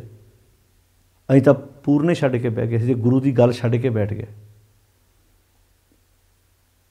ਹੁਣ ਇੱਥੇ ਸੋ ਸਿੱਖ ਸਖਾ ਬੰਧ ਪਹਿ ਭਾਈ, ਜੇ ਗੁਰ ਕੇ ਭਾਣੇ ਵਿੱਚ ਆਵੇ। ਆਪਣੇ ਭਾਣੇ ਜੋ ਚੱਲੇ ਭਾਈ ਵਿਛੜ ਚੋਟਾਂ ਖਾਵੇ। ਆਪੇ ਪੱਟੀ ਕਲਮ ਆਪ, ਉਹ ਪਰਮਾਤਮਾ ਆਪ ਹੀ ਪੱਟੀ ਹੈ, ਆਪ ਹੀ ਕਲਮ ਹੈ। ਅਤੇ ਕਹਿੰਦੇ ਨੇ ਆਪ ਲਿਖਣਾ ਰਹੂਗਾ। ਗੁਰੂ ਫਿਰ ਆਪ ਹੀ, ਉਹ ਪਰਮਾਤਮਾ ਗੁਰੂ ਸਾਹਿਬ ਦੇ ਰੂਪ 'ਚ, ਗੁਰੂ ਦੇ ਰੂਪ 'ਚ ਫਿਰ ਆਪ ਹੀ ਲਿਖਦਾ। ਸਭ ਉਮਤ ਆਵਣ ਜਾਵਣੀ, ਆਪੇ ਹੀ ਨਵਾਂ ਨਰੋਆ। ਬਾਕੀ ਸਾਰੀ ਉਮਤ ਆਉਣ ਜਾਣ 'ਚ ਪਈ ਹੈ, ਜੰਮਣ ਮਰਨ 'ਚ ਪਈ ਹੈ। ਕੋਈ ਕਿਸੇ ਦਾ ਤਨ ਵੇਖ ਕੇ ਮਰੀ ਜਾਂਦਾ, ਕੋਈ ਕਿਸੇ ਦਾ ਧਨ ਵੇਖ ਕੇ ਮਰੀ ਜਾਂਦਾ, ਕੋਈ ਕਿਸੇ ਦਾ ਘਰ ਵੇਖ ਕੇ ਮਰੀ ਜਾਂਦਾ। ਰੋਜ਼ ਜੰਮਣ ਮਰਨ ਹੋ ਰਿਹਾ। ਇੱਕੋ ਗੁਰੂ ਜਿਹੜਾ ਆਪ ਨਵਾਂ ਨਰੋਆ, ਅਤੇ ਨਰੋਏ ਨਾਲ ਜੁੜੀਏ ਤਾਂ ਨਰੋਏ ਹੋਈਦਾ। ਆਪਾਂ ਨਹੀਂ ਕਹਿੰਦੇ ਉਹਦੀ ਕਾਇਆ ਬਿਲਕੁਲ ਨਰੋਈ ਹੈ, ਕੋਈ ਬਿਮਾਰੀ ਨਹੀਂ, ਕੋਈ ਰੋਗ ਨਹੀਂ ਹੈ। ਜਦੋਂ ਗੁਰੂ ਨਰੋਏ ਨਾਲ ਸਾਂਝ ਪਵੇਗੀ, ਇੱਕ ਉਹ ਆਪ ਹੀ ਤਾਂ ਨਰੋਆ, ਰੋਗਾਂ ਤੋਂ ਰਹਿਤ ਹੈ। ਕਿਉਂਕਿ ਜੋ ਦਿਸੈ ਸੋ ਰੋਗੀ ਆ ਨਾ, ਤੇ ਰੋਗ ਰਹਿਤ ਮੇਰਾ ਸਤਿਗੁਰ ਜੋਗੀ। ਹਉਮੈ ਰੋਗ ਮਾਨੋ ਕੋ ਦੀਨਾ, ਕਾਮ ਰੋਗ ਮੈਗਲ ਬਸ ਲੀਨਾ। ਦ੍ਰਿਸ਼ਟ ਰੋਗ ਪਚ ਮੂਏ ਪਤੰਗਾ, ਨਾਦ ਰੋਗ ਖਪ ਗਏ ਕੁਰੰਗਾ। ਜੋ ਦਿਸੈ ਸੋ ਰੋਗੀ, ਰੋਗ ਰਹਿਤ ਮੇਰਾ ਸਤਿਗੁਰ ਜੋਗੀ। ਇੱਕੋ ਗੁਰੂ ਹੀ ਤੇ ਜਿਹੜਾ ਨਰੋਆ ਹੈ। ਬਾਕੀ ਤਾਂ ਸਾਰੇ ਰੋਗ ਗ੍ਰਸਤ ਹੈ ਕਾਇਨਾਤ। ਕਿਸੇ ਨੂੰ ਕੋਈ ਰੋਗ ਹੈ, ਜਿਵੇਂ ਹਾਥੀ ਨੂੰ ਕਾਮ ਦਾ ਹੈ, ਮੱਛੀ ਨੂੰ ਜ਼ੁਬਾਨ ਦਾ ਚਸਕਾ ਹੈ। ਇੱਕ ਇੱਕ ਐਬ ਨੇ ਸੱਤਿਆਨਾਸ ਨਹੀਂ ਮਰਾਇਆ ਪਿਆ ਇਹਨਾਂ ਦਾ। ਅਤੇ ਬੰਦਿਆ ਤੇਰੇ ਤੇ 5 ਨੇ, ਮ੍ਰਿਗ ਮੀਨ ਭ੍ਰਿੰਗ ਪਤੰਗ ਕੁੰਚਰ ਏਕ ਦੋਖ ਵਿਨਾਸ਼, ਪੰਚ ਦੋਖ ਅਸਾਧ ਜਾਮੇ ਤਾਂ ਕੀ ਕੇਤ ਕਾਸ। ਇੱਥੇ ਕਹਿਤਾ ਸਭ ਉਮਤ ਆਵਣ ਜਾਵਣੀ। ਆਉਣ ਜਾਣ ਦਾ ਅਰਥ ਕੀ? ਇੱਥੇ ਆਉਣਾ ਜਾਣਾ ਕੀ ਹੈ? ਮਨ ਦਾ ਆਉਣਾ ਜਾਣਾ। ਮਨ ਦੇ ਉਤਰਾਅ ਚੜਾਈ ਆ। ਡਿਪਰੈਸ਼ਨ ਕੀ ਹੈ? ਬਿਮਾਰੀਆਂ ਕੀ ਹੈ? ਮਨ ਟਿਕਾ 'ਚ ਨਹੀਂ ਹੈਗਾ। ਏਅਰ ਕੰਡੀਸ਼ਨ ਲੱਗਾ ਹੈ, ਬੈੱਡ ਬੜਾ ਵਧੀਆ ਹੈ, ਸੋਫੇ ਬੜੇ ਵਧੀਆ ਨੇ, ਪਰ ਮਨ ਦਾ ਆਉਣਾ ਜਾਣਾ ਹੈ। ਮਨ ਟਿਕਾ 'ਚ ਨਹੀਂ ਹੈਗਾ, ਮਨ ਸਥਿਰ ਨਹੀਂ ਹੈਗਾ। ਸਭ ਉਮਤ ਆਵਣ ਜਾਵਣੀ, ਸਾਰੀ ਉਮਤ ਪਬਲਿਕ ਆਉਣ ਜਾਣ 'ਚ ਪਈ ਹੈ ਕਾਇਨਾਤ। ਆਪੇ ਹੀ ਨਵਾਂ ਨਰੋਆ। ਇੱਕ ਗੁਰੂ ਹੀ ਹੈ ਜਿਹੜਾ ਐ ਨਵਾਂ ਨਰੋਆ ਹੈ, ਹਰ ਵਕਤ ਨਵਾਂ ਨਰੋਆ। ਨਵਾਂ ਆਉਂਦਾ ਨਾ, ਸਾਹਿਬ ਮੇਰਾ ਨੀਤ ਨਵਾਂ। ਇਹ ਨੀਤ ਨਵਾਂ ਸ਼ਬਦ ਕਿਉਂ ਵਰਤਿਆ ਭਲਾ? ਹਰ ਚੀਜ਼ ਨਵੀਂ ਨਹੀਂ ਹੁੰਦੀ। ਧਿਆਨ ਨਾਲ ਸੁਣਿਓ। ਕੋਈ ਵੀ ਚੀਜ਼ ਲਾਓ, ਉਹ ਨਵੀਂ ਦਾ ਇੱਕ ਟਾਈਮ ਪੀਰੀਅਡ ਹੈ। ਤੁਸੀਂ ਮੰਨ ਲਓ ਅੱਜ ਮੋਬਾਈਲ ਬਹੁਤ ਵਧੀਆ ਨਵਾਂ ਲੈ ਕੇ ਤੁਸੀਂ ਕਹੋਗੇ ਅੱਜ ਹੈ, ਅੱਜ ਨਵਾਂ ਹੈ। ਕੱਲ੍ਹ 1 ਦਿਨ ਪੁਰਾਣਾ ਹੋ ਜਾਣਾ, ਪਰਸੋਂ 2 ਦਿਨ ਪੁਰਾਣਾ, ਫਿਰ 3 ਦਿਨ। ਤੁਸੀਂ ਗੱਡੀ ਲੈ ਕੇ ਆਏ ਜੀ, ਹਾਏ ਹਾਰ ਲੱਗੇ ਉਹਦੇ ਗੱਡੀ ਦੇ ਅੱਗੇ, ਡੈਕੋਰੇਸ਼ਨ ਹੋਈ ਆ, ਅੱਜ ਲੱਗਦੀ ਨਵੀਂ। लैके भी अज ही आए जी, पर कल फिर कहोगे कल लियांदी सी, फिर परसों, फिर चौथ, इदां फिर महीना पहला, 2 महीने, कपड़े अज पाए ने, ये अज ही नवीं पाई है, पहली बार वर्दी पाई है, फिर 2 दिन, फिर 3 दिन, फिर हफ्ता, गाना अज लिखे है। जो बाणी जो ना साहब मेरा नीत नवा, उसका अर्थ की है जिदा नवीं चीज़ नहीं वरती दी, बंदा नवीं कहता फ्रैश ही है, नवीं है जे, बिल्कुल ये पुरानी नहीं हैगी। कहते साहब नित ही नवा वा, फिर ऐ लगता जो साहब नाल संबंध जुड़ता ना, इंज लगता जिवें फ्रैश हुणे ही आया जी, कदी पुराना हुंदा ही नहीं, कदी पुराना हुंदा ही नहीं, क्योंकि नित नवा है, नित नवे विचार ने, आपे नवा नरोआ, ऐ नरोआ। फिर इत्थे बस नहीं, कहते तख्त बैठा अर्जन गुरु, कमाल की गल तुसीं वेखो, तख्त बैठा अर्जन गुरु, कहते उस नवे नरोए प्रभु नो बख्शिश किए हुए तख्त उत्ते अज, क्योंकि गुरु नवा नरोआ सी ते तख्त भी नवा नरोआ है ना, जिथे जिथे जिस जिम्मेवारी निभा रहे हैं। कहते तख्त बैठा अर्जन गुरु, सतगुरु का खिवें चंदोआ। जिथे वो बैठे आ उत्थे भी तो फिर रोशनी है, चानण मनारा बन के लोगों सामने जा रहे हैं। जिवें आपां फेर वसाया फेर वाण सतगुरु खडूर दा अर्थ की सी भी नवें सिरों वसाया, नवें सिरों लोगों को जिंदगी जूण दे तरीके दसे। जो कोई बंदा किसी की मदद करता, हैल्प करता, वो वास्ते तो चानण मुनारा ही है। चानण गुरु साहब जो लोगों दी दुख तकलीफां सुनते हैं, हैल्प करते हैं लोगों की, कोई दीन दुखी आउंदा महाराज बांह फड़दे उन्होंने, चानण मुनारा ने उन्होंने वास्ते। तख्त बैठा अर्जन गुरु, उस नवे नरोए प्रभु के बख्शे तख्त उत्ते, कह लगे जिथे पहले 4 गुरु बह चुके हैं, गुरु नानक साहब तो लैके गुरु रामदास जी तक समय समय हुए ने, अज उस तख्त उत्ते गुरु अर्जन साहब जी बैठे ने। तख्त बैठा अर्जन गुरु, सतगुरु का खिवें चंदोआ, तो सतगुरु का चंदोआ चमक रहा, भाव गुरु साहब गुणा नाल चमक रहे, गुणा नाल उनकी सुंदरता होर वध रही है। उगवणों तय आथणवों, भाव सूरज चढ़न तो लैके, उगवणों का अर्थ है सूरज चढ़न तो लैके, आथणों का अर्थ है सूरज छिपण तक, सूरज चढ़न तो लैके सूरज छिपण तक। चौं चक्की चौं कुंटां, चारे दिशावां वाले बने किया न लोआ। कहते गुरु अर्जन साहब महाराज सूरज चढ़न तो लैके सूरज छिपण तक चारे बन्ने ही हर एक दी हेल्प करते हैं, क्योंकि खत्तरी ब्राह्मण सूद वैश उपदेश चौं वर्ना को साझा। ये नहीं भी वो जात कुल नस्ल वेख के किसी दे नाल तुरदे आ, वो कहते नहीं भाई, जिवें सूरज सारिਆਂ ਨੂੰ रोशनी दिंदा है, हवा सारिਆਂ ਨੂੰ ठंडक दिंदी है, ऑक्सीजन वितकरा करती है, जिहड़ी हवा वो वितकरा करती किसी नाल, जिहड़ा सूरज है वो रोशनी देण लग्या वितकरा करदा भी अमीर दे घर मैं ज़्यादा जाना है तो गरीब दे घर घट जाना है, बराबर जाता है। तो कितने प्यारे शब्द इत्थे वरते ने, उगवणों ते आथणों चौं चक्की कीयन लोआ, चारे बन्ने लो कीती है, चानण है काहदे नाल, गुणा नाल। गुरबाणी इस जग में चानण कर्म वसै मानिया है। फिर इत्थे बस नहीं, इत्थे भाई सत्ता जी कहते जिन्नी गुरु ना सेवियो, जिन्ना मनुखा ने ऐसे गुरु की सिक्ख्या उत्ते अमल नहीं किया, जिन्ना हुण जिन्नी शब्द वरते, जिन्ना ने, जिवें ਜਦੋਂ ਆਪਾਂ ਸਲੋਕ ਵਾਰਾਂ ਤੇ ਵਧੇਕ ਪੜ੍ਹਦੇ ਹਾਂ तो उत्थे बहुत प्यारा सलोक गुरु अमरदास महाराज जी का 1418 अंक ते, जिन्ना सतगुर पुरख ना सेवे, जिन्ना मीनिंग जिन्ना ने, जिवें आपां कहते स्कूल च बच्चे पढ़ते पर जिन्ना ने पढ़ाई ना की वो फेल हो जाएंगे, जिन्ना ने नहीं, जिन्ना नहीं की वो फेल होणगे ना, पर जिहड़े पढ़न वाले वो थोड़ा फेल होणगे।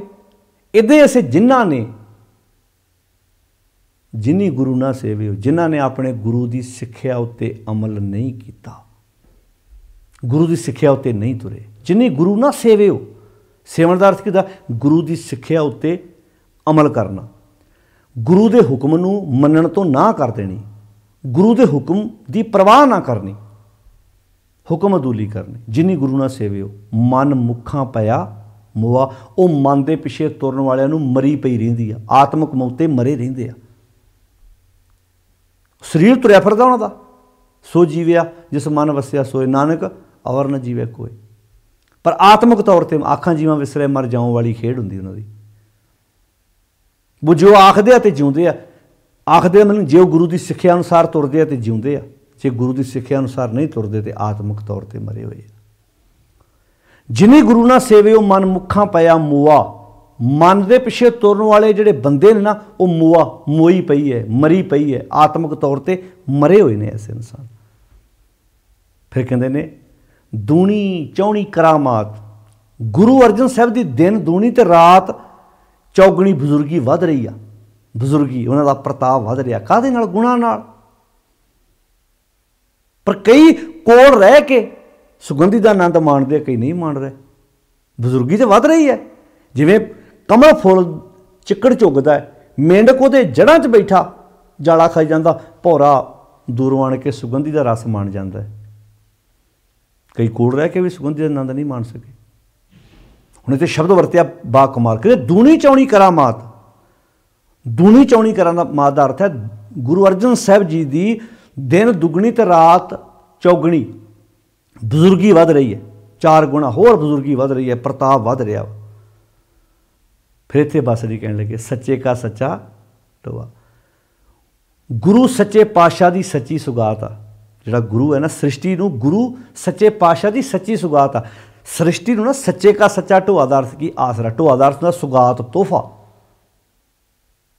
सच्चे का सच्चा ढोआ गुरु जिहड़ा ना, गुरु उस अकाल पुरख वालों समाज नूं सृष्टि नूं एक सोहना जिहा तोहफा वा।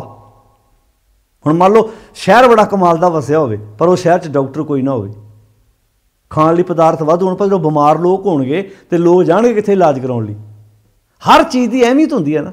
कई बार आपां नूं लगदा भी यह चीज़ की कोई वैल्यू नहीं, पर नहीं, हर एक चीज़ की वैल्यू है। कई बार सानूं लगदा भी आ गरीब लोग इन्हां दी की, पर ना, कई बार लगा मात्रा ही लिखदे सानूं, और उनको आपस को अपने आप को वड्डा समझना, और उनको लगमात मनसा बाचा करमना मैं देखे दोजक जात।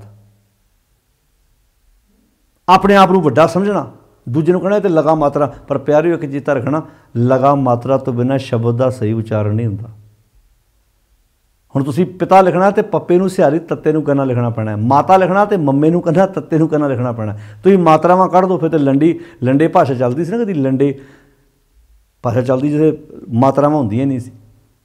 शब्द का भी सही उच्चारण करना तो मात्रावां की जरूरत है। जिन्होंने आप कई बार नीवें कह दें ना, जिन्होंने तुसीं कहो भी नीवें आ, उन्हां तो बिना समाज की कोई वुकत है भला? घर जिहड़ा मर्जी बंदे ने वड्डा बनाउणा, जिहड़ा जे आप मजदूर अपने हत्थां नाल इट्टां नाल पत्थे ते तेरी कोठी का मालक किदां बन जाएगा बई? जे एक किसान बंदा या कोई भी है, जे उहदा बच्चा पुत्र धी खेतां 'च काम ना करे, चौल जो भी पैदा होंदा, तेरे डाइनिंग टेबल ते एडे सोहणे पकवान किदां बन के आ जाणगे? आड़े तू पनीर खाना, आड़े तू वधिया वधिया बणियां होईयां ਜਿਹੜੀਆਂ तू सब्जियां जो भी तेरे घर में सोहणे पकवान दुध तो बने आउंदे ने, कदी वेखिया? सर्दियों के हाथ ठरू ठरू करते हो मजदूर बंदे दे, जिन्होंने तू माड़ा कहना। कभी सोच के वेखो इत्थे की शब्द वरत्या, जिवें संसार ते हर एक बंदे की एक वैल्यू है, एक महत्ता है, तो गुरु तो है ही बड़ी उच्ची चीज़। गुरु तो अकाल पुरख वालों सब तो वधिया तोहफा है इस संसार नूं, भी जिहड़ा तैनूं सही राह विखाउंदा भी इदां जिंदगी जीई दी है भाई। नहीं तो इत्थे तां पति तो बाद अगले नाल ही पत्नी चुक के चिखा साड़ दिंदे ते गुरु बहुत सोहना तोहफा सी, जिन्हें धीआं नूं भी औरतां नूं भी इत्थे सिर उच्चा चुक के जिंदगी जीउण लई तैयार किया। डट गया मुकाबला किया उन्होंने भी नहीं भाई, जे तुहानूं जिंदगी जीउण दा हक है तो सानूं भी हक है। सो को मंदा की इज्जत जम्मै राजा। नहीं तो विपरता नप के लै गया सी, उसे औरत के हथों कपाह निकल के आउंदी सी, वो सूत करदी सी ते उहनूं आंदा ये धागा तूं नहीं पासदी क्योंकि धागा हुण मेरे हथ आ गया। धक्का नहीं सी हुंदा, ये गुरु ने सवाए मान इहो चानण सी ना, चानण करता। अज भी तुसीं वेख लो नहीं हो रहा भारत देश में, भावें अगला राष्ट्रपति बन जाए, कभी तू दलित है तू नहीं इत्थे पूजा कर सकदा। मैं ना प्राइम मिनिस्टर तक भी अगले आग्ञा नहीं दिंदे भी तू इत्थे क्योंकि तू दलित है, तू साडे मजहब नाल संबंध नहीं रखदी जां रखदा, कोई भी हो सकता है ना। धर्म के ठेकेदार अगले इत्थे कोई दार है जिथे खत्तरी ब्राह्मण सूद वैश उपदेश चौं वर्ना को सांझा। सोच के देखो किदां दे बयान दिंदे ने, किड्डे घटिया किस्म के बयान। मैं पिछले जे एक बयान वेख रहा सी, इत्थों तक भी बयान दिते जा रहे हैं भी इस जगह कोई मुसलमान प्रवेश नहीं कर सकता, ऐ साड़ा धार्मिक स्थान बड़ा पवित्र है, तो उन्होंने देश विचों लिआंदा होया तेल तुहाडीआं गड्डियां 'च रोज़ पैंदा है। कमाल की गल तुसीं वेखो, उन्होंने देश दे लिआंदे होए तेल ਤੁਹਾਡੀਆਂ ਗੱਡੀਆਂ, ਤੁਹਾਡੇ ਘਰ ਦੇ ਸਾਧਨ ਉਹਨਾਂ ਦੇ ਤੇਲ ਨਾਲ ਚੱਲਦੇ ਨੇ। ਪਰ ਕੱਲ ਫਿਰ ਉਹੀ ਹੈ ਨਾ ਵੀ ਇੱਥੇ ਧਰਮ ਦੇ ਨਾਂ 'ਤੇ ਬਹੁਤ ਅਡੰਬਰ ਕੀਤੇ ਗਏ, ਅੱਜ ਵੀ ਹੋ ਰਹੇ ਨੇ। ਇਹ ਤਾਂ ਗੁਰੂ ਸੀ ਜਿਹਨੇ ਇਸ ਵਿਤਕਰਿਆਂ 'ਚੋਂ ਬਾਹਰ ਕੱਢ ਕੇ ਸਮਾਜ ਨੂੰ ਆਖਿਆ ਭਾਈ ਕੀ ਕਰਦੇ ਪਏ ਜੇ। ਜਦੋਂ ਬਾਣੀ 'ਚ ਆਖਿਆ ਮਾਤ ਗਰਭ ਮੈਂ ਆਪਣ ਸਿਮਰਨ ਦੇ ਤੈਂ ਤੁਮ ਰਾਖਣ ਹਾਰੇ, ਉਹਦਾ ਮਤਲਬ ਕੀ ਸੀ ਵੀ ਮਾਤਾ ਦੇ ਗਰਭ 'ਚ ਕਿਹੜਾ ਬੱਚਾ ਸਿਮਰਨ ਕਰ ਰਿਹਾ, ਉੱਥੇ ਨਿਯਮ 'ਚ ਰਹਿ ਰਿਹਾ। ਦੱਸਿਓ ਭਲਾ, ਆਹ ਸਵਾਲ ਹੈ ਮੇਰਾ ਉਹਨਾਂ ਨੂੰ ਜਿਹੜੇ ਕਹਿੰਦੇ ਸਿਮਰਨ ਦੀ ਡੈਫੀਨੇਸ਼ਨ ਕੀ ਹੈ। ਮਾਤ ਗਰਭ ਮੈਂ ਆਪਣ ਸਿਮਰਨ ਦੇ, ਮਾਤਾ ਦੇ ਗਰਭ 'ਚ ਬੱਚਾ ਪਲਦਾ ਹੈ। ਦੱਸੋ, ਹਿੰਦੂਆਂ ਦਾ ਬੱਚਾ ਰਾਮ ਰਾਮ ਕਹਿੰਦਾ ਮਾਤਾ ਦੇ ਗਰਭ 'ਚ, ਮੁਸਲਮਾਨ ਦਾ ਬੱਚਾ ਅੱਲਾ ਅੱਲਾ ਕਹਿੰਦਾ, ਸਿੱਖਾਂ ਦਾ ਬੱਚਾ ਵਾਹਿਗੁਰੂ ਵਾਹਿਗੁਰੂ ਕਹਿੰਦਾ, ਕ੍ਰਿਸਚਨ ਦਾ ਬੱਚਾ ਗੋਡ ਗੋਡ ਕਹਿੰਦਾ। ਬੱਚਾ ਤੇ ਮਾਤਾ ਦੇ ਗਰਭ 'ਚ ਇੱਕੋ ਜਿਹਾ ਸਾਰਿਆਂ ਦਾ ਪਲਦਾ ਹੈ। ਫਿਰ ਉਹ ਕਿਹੜਾ ਸਿਮਰਨ ਕਰਦਾ? ਬੱਚੇ ਨੂੰ ਉਸ ਵਕਤ ਦੇ ਵਿਚਾਰੇ ਨੂੰ ਪਤਾ ਨਹੀਂ ਵੀ ਗੌਡ ਕਹਿਣਾ ਕਿ ਰਾਮ ਕਹਿਣਾ, ਯਾਨੀ ਕਿ ਉੱਥੇ ਪਰਮਾਤਮਾ ਦੇ ਨਿਯਮ 'ਚ ਪਲਣਾ ਹੀ ਉਸ ਬੱਚੇ ਦਾ ਪਰਮੇਸ਼ਰ ਦੇ ਪ੍ਰਤੀ ਸਿਮਰਨ ਹੈ। ਜਦੋਂ ਇਹ ਬੱਚਾ ਸੰਸਾਰ 'ਤੇ ਆਉਂਦਾ, ਲਿਵ ਛੁੜਕੀ ਲੱਗੀ ਤ੍ਰਿਸ਼ਨਾ ਮਾਇਆ ਅਮਰ ਵਰਤਾਇਆ, ਉੱਥੇ ਫਿਰ ਮਨ ਦੀਆਂ ਮਰਜ਼ੀਆਂ ਸ਼ੁਰੂ ਹੋ ਜਾਂਦੀਆਂ। ਜੈਸੀ ਅਗਨ ਉਧਰ ਮੈਂ ਤੈਸੀ ਬਾਹਰ ਮਾਇਆ ਅਗਨ ਸਭ ਇੱਕੋ ਜਿਹੀ ਕਰਤੇ ਖੇਡ ਰਚਾਇਆ, ਜਾਂ ਤਿਸ ਭਾਣਾ ਤੇ ਜੰਮਿਆ ਪਰਿਵਾਰ ਭਲਾ ਪਾਇਆ, ਲਿਵ ਛੁੜਕੀ ਲੱਗੀ ਤ੍ਰਿਸ਼ਨਾ ਮਾਇਆ ਅਮਰ ਵਰਤਾਇਆ। ਤੋ ਸਿਮਰਨ ਕੀ ਹੈ? ਬੱਚਾ ਮਾਤਾ ਦੇ ਗਰਭ 'ਚ ਨਿਯਮ 'ਚ ਪਲ ਰਿਹਾ, ਇਹ ਉਹਦਾ ਸਿਮਰਨ ਹੈ। ਜਦੋਂ ਨਿਯਮ 'ਚੋਂ ਬਾਹਰ ਨਿਕਲਿਆ, ਆਪਣੀਆਂ ਮਨਮਰਜ਼ੀਆਂ ਕੀਤੀਆਂ, ਬੁਰੀਆਂ ਕੰਮਾਂ 'ਚ ਪੈ ਗਿਆ, ਲਿਵ ਛੁੜਕੀ ਲੱਗੀ ਤ੍ਰਿਸ਼ਨਾ ਮਾਇਆ ਅਮਰ ਵਰਤਾਇਆ। ਜਦੋਂ ਬੱਚਾ ਮਾਤਾ ਦੇ ਗਰਭ 'ਚ ਪਲਦਾ ਹੈ, ਉਦੋਂ ਉਹਦੀ ਜਾਤ ਪਾਤ ਕਿਹੜੀ ਹੈ, ਕਿਹੜਾ ਉਹਦਾ ਮਜ਼ਹਬ ਹੈ, ਕਿਹੜੀ ਕੁਲ ਨਾਲ ਸੰਬੰਧ ਰੱਖਦਾ ਹੈ। ਤਾਂ ਹੀ ਤਾਂ ਭਗਤ ਕਬੀਰ ਨੇ ਸਵਾਲ ਕਿਉਂ ਕੀਤਾ ਸੀ ਵੀ ਜੋ ਤੋਂ ਬ੍ਰਾਹਮਣ ਬ੍ਰਾਹਮਣੀ ਜਾਇਆ ਤੂੰ ਆਣ ਬਾਟ ਕਾਹੇ ਨਹੀਂ ਆਇਆ। ਤੂੰ ਕਹਿਣਾ ਸੀ ਨਾ ਵੀ ਬ੍ਰਹਮਾ ਇਹਦੇ ਮੁੱਖ 'ਚੋਂ ਪੈਦਾ ਹੋਇਆ ਬ੍ਰਾਹਮਣ ਹੈ। ਇਮਾਨਦਾਰ ਨਾਲ ਜਵਾਬ ਦਿਓ ਵੀ ਜਿੰਨੇ ਹੋਣਾ ਜੇ ਬ੍ਰਾਹਮਣ ਨੇ ਇਹ ਸਾਰੇ ਬ੍ਰਹਮੇ ਦੇ ਇਹ ਮੁੱਖ 'ਚੋਂ ਪੈਦਾ ਹੁੰਦੇ ਨੇ, ਕਿਉਂਕਿ ਤੁਹਾਡੇ ਕਹਿਣ ਮੁਤਾਬਕ ਤੇ ਬ੍ਰਹਮੇ ਦੇ ਮੁੱਖ 'ਚੋਂ ਪੈਦਾ ਹੋਇਆ ਬ੍ਰਾਹਮਣ ਹੈ। ਤੇ ਕੀ ਅੱਜ ਮੁੱਖ ਰਾਹੀਂ ਸੰਸਾਰ 'ਤੇ ਆਉਂਦੇ ਜੇ ਤੁਸੀਂ? ਬਾਬੇ ਕਬੀਰ ਨੇ ਆਖਿਆ ਨਾ ਨਾ, ਤੇਰਾ ਵੀ ਦੁਨੀਆ 'ਤੇ ਆਉਣ ਦਾ ਤਰੀਕਾ ਉਹ ਹੈ, ਸਾਡਾ ਵੀ ਦੁਨੀਆ 'ਤੇ ਆਉਣ ਦਾ ਤਰੀਕਾ ਉਹ ਹੀ ਹੈ। ਕਿਉਂਕਿ ਤੂੰ ਤਾਂ ਕਹਿਣਾ ਸੀ ਨਾ ਬ੍ਰਾਹਮਣ ਜਿਹੜਾ ਸੀ ਉਹ ਤਾਂ ਬ੍ਰਹਮੇ ਦੇ ਮੁੱਖ 'ਚੋਂ ਪੈਦਾ ਹੋਇਆ। ਤਾਂ ਸਵਾਲ ਕੀਤਾ ਜੋ ਤੋਂ ਬ੍ਰਾਹਮਣ ਬ੍ਰਾਹਮਣੀ ਜਾਇਆ ਤੂੰ ਆਣ ਬਾਟ ਕਾਹੀ ਨਹੀਂ ਆਇਆ। ਜੇ ਤੂੰ ਸੱਚੀ ਜੇ ਸੱਚੀ ਤੈਨੂੰ ਰੱਬ ਨੇ ਬ੍ਰਾਹਮਣ ਬਣਾ ਕੇ ਭੇਜਣਾ ਸੀ ਤੇ ਫਿਰ ਤੂੰ ਕਿਸੇ ਹੋਰ ਰਸਤੇ ਸਾਂ ਨਹੀਂ ਆਉਂਦਾ। ਤੇਰਾ ਕੋਈ ਤਰੀਕਾ ਹੋਰ ਚਾਹੀਦਾ ਸੀ। ਜਿਹੜੇ ਤਰੀਕੇ ਨਾਲ ਅਸੀਂ ਸੰਸਾਰ 'ਤੇ ਉੱਦਾਂ ਹੀ ਤੂੰ ਆਇਆ। ਅਤੇ ਕਮਾਲ ਦੀ ਗੱਲ ਹੈ, ਸਾਡੇ ਵਿੱਚ ਤਾਂ ਖੂਨ ਹੈ, ਤੇਰੇ ਤਾਂ ਦੁੱਧ ਚਾਹੀਦਾ ਸੀ। ਇੱਕ ਇਹਨੇ ਉੱਚਾ ਚੁੱਕਣ ਲਈ ਦੱਸਿਆ ਗੁਰੂ ਨੇ, ਉਪਦੇਸ਼ ਨੇ। ਹੋਇਆ ਨਾ ਫਿਰ ਸਮਾਜ ਵਿੱਚ ਗੁਰੂ ਇੱਕ ਤੋਹਫਾ ਹੈ। ਇਸ ਤੋਹਫੇ ਦਾ ਕੋਈ ਮੁਕਾਬਲਾ ਹੈਗਾ? ਸੱਚੇ ਕਾ ਸੱਚਾ ਢੋਆ, ਢੋਆ ਦਾ ਅਰਥ ਹੈ ਸੁਗਾਤ, ਤੋਹਫਾ। ਉਸ ਸੱਚੇ ਦਾ ਸਭ ਤੋਂ ਵੱਡਾ ਤੋਹਫਾ ਗੁਰੂ ਸੀ ਸੰਸਾਰ ਨੂੰ ਦੇਣਾ ਵੀ ਲਾਏ ਭਾਈ ਆਪ ਪੂਰਨੇ ਪਾਉਣਗੇ, ਤੁਸੀਂ ਇਹਨਾਂ ਪੂਰਨਿਆਂ 'ਤੇ ਤੁਰਦੇ ਜਾਇਓ, ਜ਼ਿੰਦਗੀ ਤੁਹਾਡੀ ਖੂਬਸੂਰਤ ਬਣ ਜੂਗੀ। ਤੁਹਾਨੂੰ ਮਰਨ ਤੋਂ ਬਾਅਦ ਕਿਸੇ ਸਵਰਗ ਨਰਕ ਦੀ ਪ੍ਰਵਾਹ ਕਰਨ ਦੀ ਲੋੜ ਨਹੀਂ, ਤੁਹਾਡਾ ਇੱਥੇ ਜ਼ਿੰਦਗੀ ਸਵਰਗ ਬਣ ਜੂ ਜੇ ਗੁਰੂ ਦੇ ਪਾਏ ਪੂਰਨੇ। ਜੇ ਤੁਹਾਨੂੰ ਇਹ ਤੋਹਫਾ ਚੰਗਾ ਲੱਗ ਗਿਆ ਤਾਂ ਤੁਹਾਡੀ ਜ਼ਿੰਦਗੀ ਸਵਰਗ, ਜੇ ਤੋਹਫਾ ਚੰਗਾ ਨਾ ਲੱਗਾ ਤਾਂ ਇੱਥੇ ਨਰਕ ਬਣ ਕੇ ਬਹਿ ਜੂ ਤੁਹਾਡੀ ਜ਼ਿੰਦਗੀ। ਇਹੋ ਜੀਵਨ ਤੁਹਾਡਾ ਖੂਬਸੂਰਤ ਬਣਾਉਣਾ, ਇਸ ਤੋਹਫੇ ਨੂੰ ਸਵੀਕਾਰ ਕਰ ਲਓ। ਜਿਵੇਂ ਆਪਾਂ ਕਿਸੇ ਦਾ ਗਿਫਟ ਨਹੀਂ ਪ੍ਰਵਾਨ ਕਰਦੇ, ਤੁਹਾਨੂੰ ਕੋਈ ਗਿਫਟ ਦਿੰਦਾ, ਤੋਹਫਾ ਦਿੰਦਾ, ਆਪਾਂ ਉਹਨੂੰ ਚੁੰਮਦੇ ਹਾਂ, ਪਿਆਰ ਕਰਦੇ ਹਾਂ ਵੀ ਭਾਈ ਮੈਨੂੰ ਗਿਫਟ ਮਿਲਿਆ ਸੀ। ਭਾਵੇਂ ਉਹ ਸਸਤਾ ਹੋਵੇ ਜਾਂ ਮਹਿੰਗਾ ਹੋਵੇ, ਤੋਹਫਾ ਤੋਹਫਾ ਹੁੰਦਾ ਹੈ। ਗੁਰੂ ਦਾ ਗਿਫਟ ਤਾਂ ਹੈ ਹੀ ਬੜਾ ਕਮਾਲ ਦਾ। ਇਹ ਤਾਂ ਐਡਾ ਕਮਾਲ ਦਾ ਗਿਫਟ ਸੀ, ਤੱਤੀਆਂ ਤਵੀਆਂ 'ਤੇ ਬਹਿ ਗਏ ਸਾਡੇ ਬਦਲੇ, ਦੇਗਾਂ 'ਚੋਂ ਬਾਲੇ ਖਾ ਗਏ, ਆਪਣੇ ਬੱਚਿਆਂ ਦਾ ਸੰਸਕਾਰ ਤੱਕ ਨਾ ਇਸ ਮਹਾਨ ਤੋਹਫੇ ਨੇ ਸਾਡੇ ਬਦਲੇ ਕੀਤਾ। ਸੱਚੇ ਕਾ ਸੱਚਾ ਢੋਆ। ਫਿਰ ਕਹਿੰਦੇ ਚਾਰੇ ਜਾਗੇ ਚੌਂ ਜੁਗੀ ਪੰਚਾਇਣ ਆਪੇ ਹੋਆ। ਕਹਿੰਦੇ ਕਿ ਚਾਰੇ ਜਾਗੇ ਚੌਂ ਜੁਗੀ, ਉਹ ਚਾਰੇ ਗੁਰੂ ਵਿਅਕਤੀ ਆਪਣੇ ਆਪਣੇ ਸਮੇਂ 'ਤੇ ਹੋਏ ਨੇ। ਚਾਰੇ ਜਾਗੇ ਚੌਂ ਜੁਗੀ ਪੰਚਾਇਣ ਆਪੇ ਹੋਆ।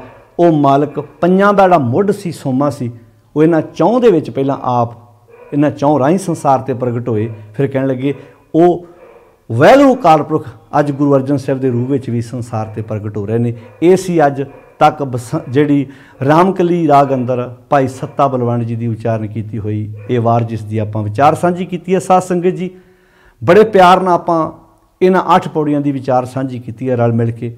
ਕੋਸ਼ਿਸ਼ ਕਰੋ, ਆਪ ਪੜ੍ਹੋ, ਆਪ ਸਮਝੋ, ਆਪ ਵਿਚਾਰੋ। 968 ਨੰਬਰ ਅੰਕ 'ਤੇ ਇਹ ਪੌੜੀ ਗੁਰੂ ਗ੍ਰੰਥ ਸਾਹਿਬ ਜੀ ਦੇ ਅੰਦਰ ਸੁਭਾਏਮਾਨ ਹੈ। ਗੁਰੂ ਦੀ ਬਾਣੀ ਆਪ ਪੜ੍ਹੀਏ, ਸਹਿਜ ਪਾਠ ਕਰੀਏ ਅਤੇ ਗੁਰੂ ਦੇ ਪਾਵਨ ਉਪਦੇਸ਼ਾਂ ਨੂੰ ਆਪਣੀ ਜ਼ਿੰਦਗੀ ਦਾ ਆਧਾਰ ਬਣਾਉਣ ਦਾ ਯਤਨ ਕਰੀਏ। ਇੰਨੇ ਕੁ ਬਚਨ ਪ੍ਰਵਾਨ ਕਰਨੇ। ਕੋਸ਼ਿਸ਼ ਕਰਾਂਗੇ ਆਉਣ ਵਾਲੇ ਦਿਨਾਂ 'ਚ ਅਸੀਂ ਸ਼ਲੋਕ ਵਾਰਾਂ 'ਤੇ ਵਧੀਕ ਬਾਣੀ ਦੀ ਵਿਚਾਰ ਆਰੰਭ ਕਰਨ ਜਾ ਰਹੇ ਹਾਂ। ਤਾਂ ਕਿ ਰਲ ਮਿਲ ਕੇ ਆਪਾਂ ਜਿਹੜੇ ਸ਼ਲੋਕ ਵਾਰਾਂ ਤੇ ਵਧੇਕ ਅਖੀਰ ਤੇ ਬਾਣੀ ਹੈ ਉਹਨਾਂ ਦੀ ਆਪਾਂ ਰਲ ਮਿਲ ਕੇ ਵਿਚਾਰ ਕਰ ਸਕੀਏ। ਇੱਕ ਸਰੋਤਿਆਂ ਦੀ ਜਾਣਕਾਰੀ ਵਾਸਤੇ ਹੋਰ ਦੱਸ ਦਈਏ, ਕੋਸ਼ਿਸ਼ ਤੇ ਅਸੀਂ ਕਰਦੇ ਹਾਂ ਵੀ ਲੜੀਵਾਰ ਹੀ ਇਹ ਵਿਚਾਰ ਚੱਲੇ, ਪਰ ਜਦੋਂ ਸਾਡੇ ਲਾਈਵ ਦੀਵਾਨ ਵਿੱਚੋਂ ਚੱਲਦੇ ਨੇ ਉਹਨਾਂ ਦਿਨਾਂ 'ਚ ਅਸੀਂ ਫਿਰ ਇਹ ਜਿਹੜੀ ਆਪਣੀ ਜਿਹੜੀ ਸਟੂਡੀਓ ਵਾਲੀ ਰਿਕਾਰਡਿੰਗ ਆ ਇਹ ਫਿਰ ਅਸੀਂ ਵਿੱਚੋਂ ਨਹੀਂ ਪਾਉਂਦੇ। ਉਹਨਾਂ ਵਾਸਤੇ ਸਰੋਤੇ ਕਈ ਸਾਨੂੰ ਫੋਨ ਕਰਕੇ ਪੁੱਛਦੇ ਆ, ਜਿਹੜੀ ਸਾਡੀ ਟੀਮ ਆ ਉਹਨਾਂ ਨੂੰ ਵੀ ਅੱਜ ਵਿਚਾਰ ਕਿਉਂ ਨਹੀਂ ਆਈ। ਉਹਨਾਂ ਦੇ ਗਿਆਤ ਵਾਸਤੇ ਦੱਸ ਦਈਏ ਕਿ ਤੁਸੀਂ ਸਿੱਖੀ ਲਹਿਰ ਦੇ ਪੇਜ 'ਤੇ ਜਾਂ ਜਿਹੜਾ ਸਾਡਾ ਆਪਣਾ ਪੇਜ ਬਣਿਆ ਹੋਇਆ ਤੁਸੀਂ ਉਹਦੇ 'ਤੇ ਜਾ ਕੇ ਇਹ ਸਾਰੀ ਜਾਣਕਾਰੀ ਹਾਸਲ ਕਰ ਸਕਦੇ ਹੋ।